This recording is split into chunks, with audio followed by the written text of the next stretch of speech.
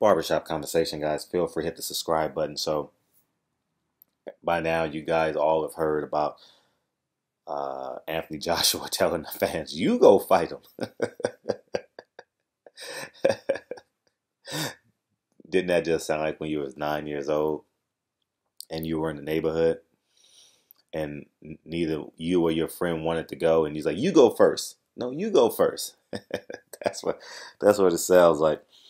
And you know, do, do I think that Anthony Joshua was afraid of Deontay Wilder? Yes, I think he's semi afraid of him. And two, or just as equal as that, I don't know. I'm uncertain of the percentages, but he's afraid of what comes with a loss to Deontay Wilder. He's afraid that he will never ever be the same, and his confidence is real fragile. I had a friend who was at the press conference, and it was, and it, to me, it felt like after speaking with him that Anthony Joshua doesn't really have the confidence of a peacock, and um, he's um he's been spoon fed. He took one chance, which wasn't supposed to be a chance, against Klitschko. He was supposed to literally just beat Klitschko in 6 rounds, right? That's what they anticipated. Like, he was old, slow, but my question now is, how will the perception of Anthony Joshua be? I know in America, it's over. No, I mean, I'm talking about the boxing fans, people that goes and read and watch videos every day. To the novice fan, they know nothing about this quote, but it's like that dog that used to be real tough. Like, every time someone walked by your yard, he would go to the gate, rah rah rah rah. If someone knocked on your door, rah rah rah rah rah. And then there was this one badass kid, right? He uh, he ran to the gate, and the badass kid kicked him, bah! And the dog stopped running to the gate, and the dog stopped running to the door. Now when now when someone knocks at the door, he just stays on the porch. Or when someone knocks at the door, he only goes to the door when you go answer the door. You understand what I'm saying? That's that's who Anthony Joshua is. And it's tough to imagine a guy as a heavyweight champion of the world who's not willing to fight anyone. And we know the business of boxing, but when you say you don't want to fight a guy, it makes it different. Now, some fighters don't want to fight other fighters because of business, and they use other quotes. You understand? Well, I got to fight my mandatory. We'll see. He's not a proven commodity yet. He has to go through something first. Um, um, what else might they say? Well, you guys understand what I'm saying. But Anthony Joshua, like I always say, I don't believe fighters are afraid of anyone. But this is the first time ever, and I'm 40 years old, that I could think of where I believe that Anthony Joshua don't want to fight Deontay Wilder because of everything that comes with it. Some of it may be fair, and some of it may be, well, I won't get $10 million a fight. I don't know how much it is. I'm guesstimating. People won't perceive me the same. Once I get my first loss, my career is basically over. And at the end of the day, keep it real. That fight comes with a rematch. It comes with the guaranteed rematch because it's going to be profitable. Even if it does half the business that it anticipates doing the first time, it still would be a very profitable fight. And if he was the scary kid, Or you know how you give that? There's so many visuals, man. You know how you have the kid and the and the and the lights off in the room, and you open up the door and the lights are off, and you're trying to push the kid. You're trying to push the kid in the room, but he's holding on to your arm like, no, I don't want to go, I don't want to go, I don't want to go. Or you're trying to throw a kid into the pool, and he's like holding on for dear life as you're walking towards the pool. Like, no, no, don't throw me in. No, don't throw me in. I don't know how to swim. I'm scared. No, no, no, no, no. You know that kid? That's Anthony Joshua. And I'm startled. I'm startled because I never wanted to believe that a fighter was afraid of another fighter. Never have I thought it. Never. This is the first time. And when I looked at his interaction with Jarrell Big Baby Miller, I saw hesitance in him. I saw him go through the motions, but I saw hesitance. Also saw a kid when Jarrell Big Baby Miller was talking to him in the hallway or a foyer area before he walked through a door. I saw a protected person. I saw a protected spirit. I saw a protected person. You understand? Emotionally, he's been emotionally protected. You know, he's that kid at 5 years old that's still getting breastfed. You know, we see them sometimes when you go pick up your kid, your cousin, your auntie. I mean, when you go pick up your nephews and your nieces from pre-K, and you see that 4.5-year-old kid getting breastfed, you're like, that's odd. You know, that's who Anthony Joshua is. He's still being breastfed.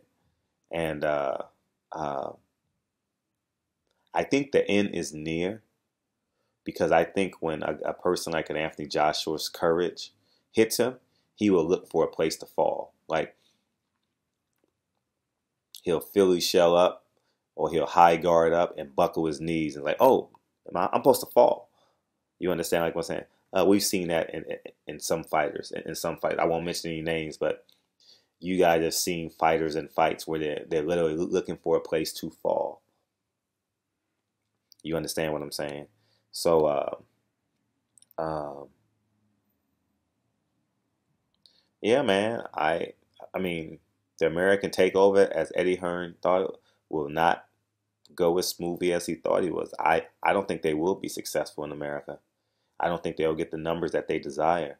And I think they're going to have to overpay for so many fights that it may hurt them financially. So obviously people are going to go purchase the app because, you know, they like boxing and they just want to see fights, period.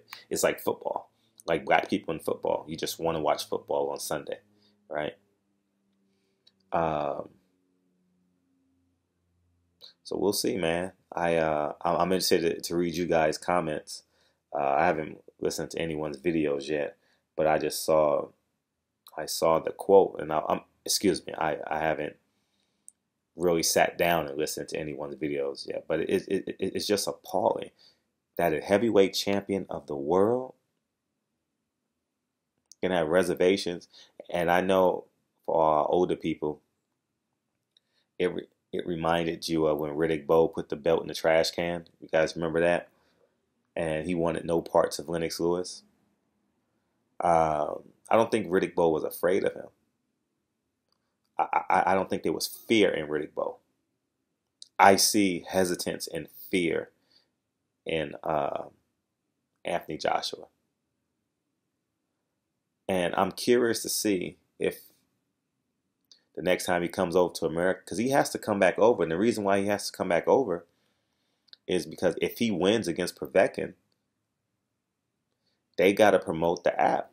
And who is the face of the app? Anthony Joshua. So American press in Chicago, the first week of Chicago, the first week of October in Chicago, they come into New York late October. I mean, the first week of October, what did I say? The first week of Chicago, the first week of October in Chicago. I don't know what those dates are. And then they're coming to LA. And, but Eddie Hearn thinks he can get, I said this in my video yesterday, but he has to get the working class man. And the working class man looks black. The working class man looks white. The working class man looks Latino. Eddie Hearn believes he can get boxing fans on his side by being a front runner, by staying in the lead, showing no humility, believing that he has the color of the protection, the color, what's it called? The complexion for the protection, but he's not from America. So his allies are not of that of such, let's say like the Carnegies, the Kennedys. You understand what I'm saying? So he doesn't come from that pipeline.